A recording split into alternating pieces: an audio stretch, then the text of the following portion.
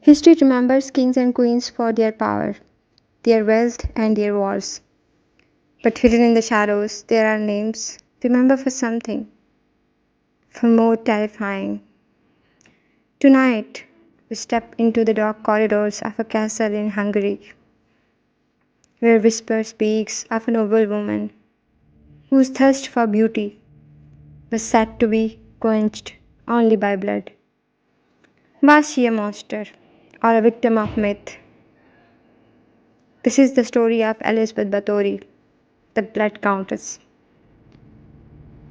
It is a cold winter night in Hungary in the year 1602. A young maid is dragged through the dark corridors of Csejte Castle.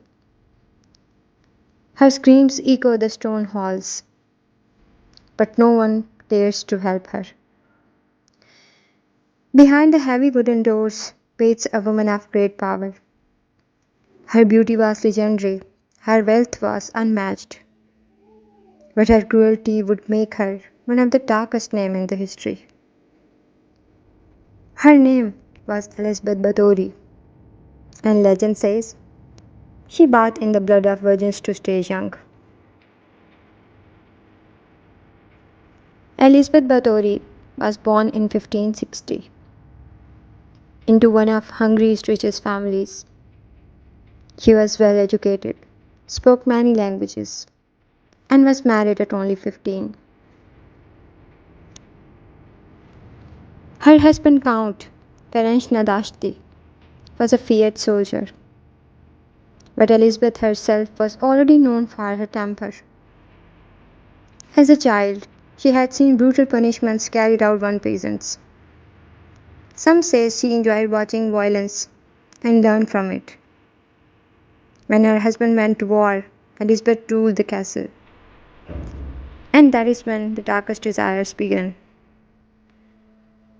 At first, the victims were only servants, a slap, a harsh beating, cruel punishments. But soon, the punishments grew worse. Servant girls were stripped naked into the snow, soaked with water, and left to freeze. Others were beaten until their bones broke. And then came the obsession. One day, after striking a maid, blood splashed on Elizabeth's skin. She believed the blood made her look younger. From the moment, she wanted more. Witnesses later described horror inside the castle. Girls beaten until their flesh was torn, needles pushed under fingernails, hot irons pressed against bare skin, and above all, the baths of blood, buckets collected from victims, cold pools filled for the countess. Poor girls and even young daughters of minor nobles disappeared into the castle. Very few even returned. By 1609, too many girls had gone missing. Rumors spread through villages. The king of Hungary finally ordered an investigation. In December 1610, soldiers stormed Csejte Castle, but they found, shocked even 100 men. One girl lay dying on the floor, another was chained to the wall bleeding, and bodies were discovered buried around the ground. Witnesses said the number of victims was not 10, not 50, but more than 600. Elizabeth Simmons was arrested and tortured. They confessed everything: the beatings, the mutilation, the blood rituals. But Elizabeth Báthory herself was never put on trial. She was too powerful. The nobility feared scandal. So they gave her a different punishment. She was locked inside her castle tower. The doors were bricked up. Only small holes remained, one for food and one for air.